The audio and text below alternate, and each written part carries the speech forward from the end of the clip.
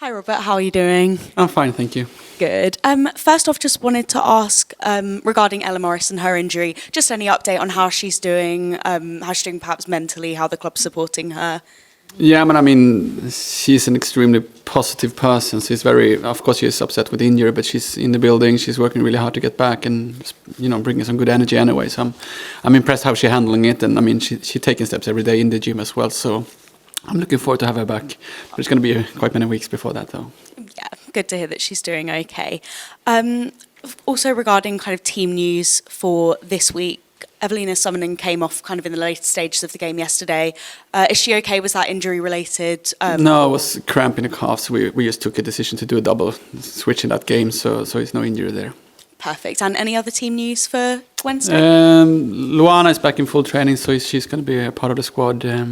Amy have missed the last 2 days in training, so she's probably going to have not be picked for Wednesday. Perfect, thank you. And looking ahead to kind of the League Cup and that campaign really getting underway now, and Spurs really finding your feet in the league, getting into this good run of form, how do you plan on trying to kind of strike that balance when it comes to cup games, when it comes to squad rotation? Because I guess there's a challenge in that, in the sense that cup games are often used as an opportunity to offer opportunities to younger players, less experienced players, but I would assume that you also are looking to help those more experienced players build their momentum and maintain confidence. So what's your approach to that? I think it's always a mixture of how much can you use the squad and still have a really strong 11 and a strong, finish 11 as well. Obviously, this game is, if we're going to come through to the quarterfinal or not, so it's quite an important game in one way.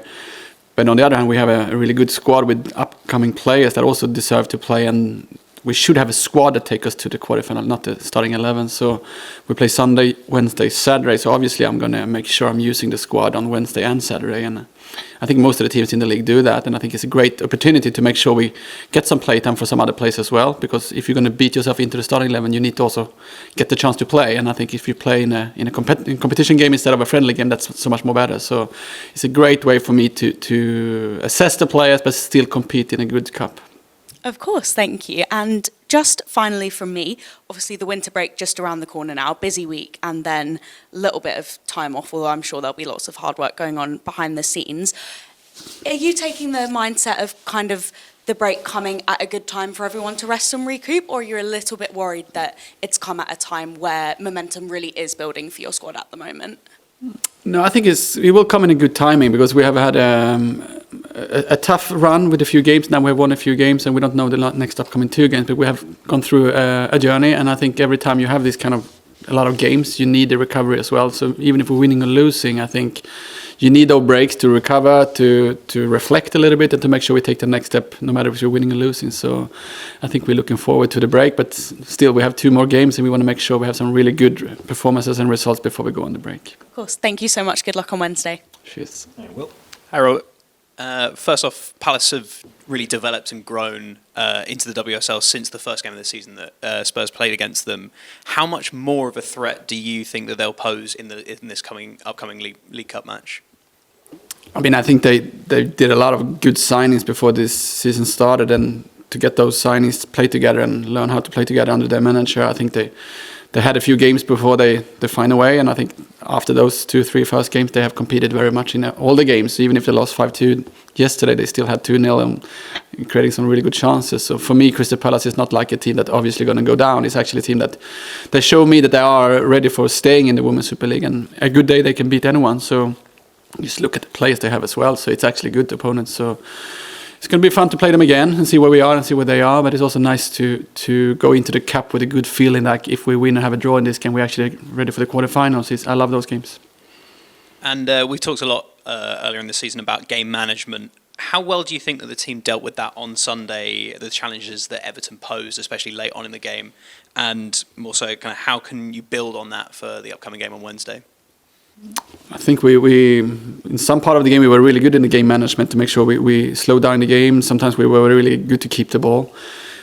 Bad game management to receive that goal because we had the ball, we had a throw in, we were kind of dictating the game quite much in that period of time. So if we could score 2-0 in that period of time, it would be so much better for us to keep playing our game. But to make sure we stayed calm, to make sure we stayed in the game, to make sure we handled the corner kicks in the end with the win against us and everything. I think the players showed some really good attitude. And the new players coming in the last minutes, they could directly take up what we wanted with energy and quality. So it was a step forward, because I think we won that game with a really good game management, to be fair.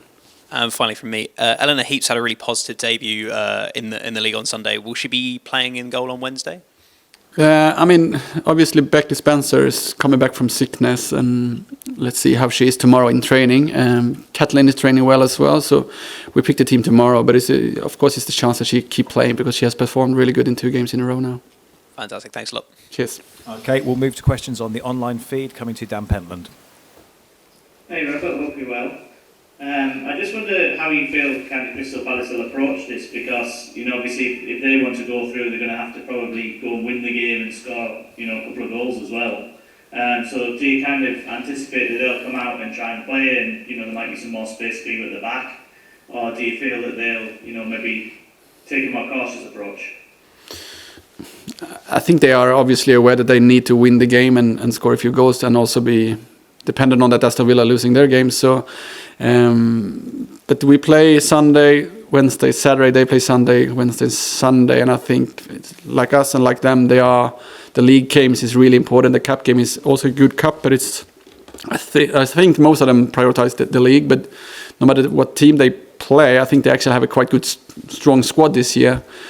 Game plan or not game plan, I think they're quite clear what they want to do, and I think they're doing it quite well. So I just think it's going to be more competitive than the other game we played against them, because we had a really good second half against them where we created a lot of chances. But I think tomorrow on Wednesday will be a much tougher game. But hopefully we can play the way we want to do and win that game.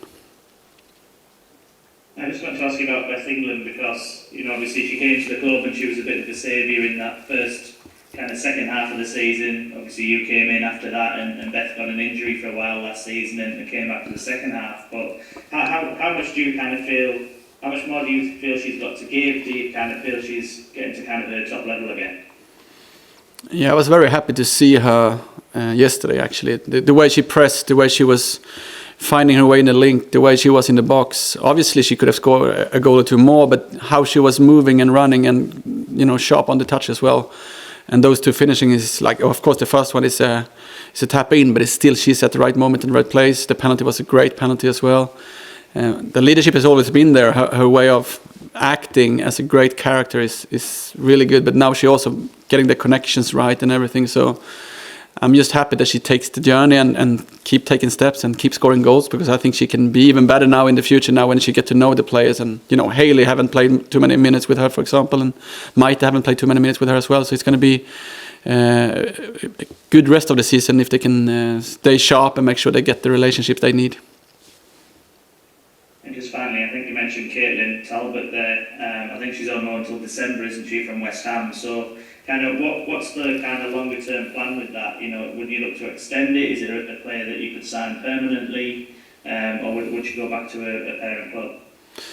Right now we're just focusing on the last 2 games, but obviously her loan is coming out, and obviously we're going to have 3 goalkeepers when we start in January as well. But everything with the squad will basically take place after these 2 games. So then we know what we will do with Caitlin and the goalkeeper situation. That's brilliant. Thanks, Robert. Best of luck. Thank you. Cheers. Thanks, Dan. Chris? Hi Robert, hope you're well. When you look back at that FA Cup final defeat last season, of course it was a great occasion for the club to get to the final. Does it make you and the players even more determined to try and get to a cup final this season and perhaps Yeah, definitely. that one step further and lift the trophy? I think we got a taste of what we can do when we have a great run in the cup, and also feel like we realize that we can compete for the trophies. I definitely realize that Tottenham is a sleeping giant with finding a way to get those trophies again. And I think we have, I mean, if we have a good result tomorrow on Wednesday, we actually are just 3 games from a trophy. So the experience from last season, the way we play in the cup actually is we find ways to win in the cup. I think we are taking steps there, and you know what, I really want to win a trophy with the fans at these clubs. So we're going to do our best, but you also know that every game is really tough in this competition. So but we're getting closer and closer, and we are getting better in cup games every time we play there. So the experience is good, and hopefully we reach the final, and then we have learned something from the other finals, so we can make sure we have a better performance in this final. Well, of course, you're back to winning ways back-to-back weeks, but before that, it was a really tough run. I remember asking you in the press conference after the Arsenal game, and you said that it was probably the toughest run results-wise in your managerial career. When you look back at that period, what did you learn from that? I mean, obviously, it's a way of we want to play and defend and everything, but it's also how you find ways when you start losing games, how players and staff and fans and club can handle the emotional journey in that, because you kind of get very emotional and frustrated and angry and, you know, start thinking about stuff. So the main thing to stay calm and focus on the performance and what we're going to do, and make sure we have a bigger perspective, and like, okay, we had some really tough games. So what I'm learning is to not try to use their emotions too much, to actually stay calm and make sure you don't change formation or don't change too much. Believe in the players, because the players are great, the staff is great. We just need to make sure we keep believing in it, because when you do that, you're going to have the long-time success, because we are quite young as a team together, and that's what you need to go through. You need to go through some tough times as well, and I think I'm learning that every time, that don't be too much emotional, and just make sure even if people around you are emotional, just stay calm. We have a plan, we know what we're doing, we know how we're going to get better, and we're obviously going to lose games, and sometimes with big numbers, but if we stay calm and focus on the journey, we're going to have a success in the end. I've noticed one of your favourite sayings is that you want to play the Tottenham way, but is it okay to win ugly sometimes? I mean, you should always try to play the Tottenham way. You should always try to focus on the principles and make sure we push the performance to the way we want to win games. But no matter what you do, you should win the games. That's what the whole point is. So we should always find a way to win. So what I mean by that, we should never have a game plan where we go in and just try to play ugly and hope for a win. We're going to go in and play the Tottenham way. But during that game, we need to have a game management where we can find a way to win as close as possible to the Tottenham way. Because if you just try to win a game and then you don't really create the next step of what you can do with your identity. And I think the identity is the thing we should be very focusing on, because that's the thing we connect with the fans and everything. But we cannot just play fun and lose. That's not a good plan. We need to find ways to win. Lastly, Robert, of course, as I mentioned, back-to-back weeks, you must feel in a lot happier place now going forward.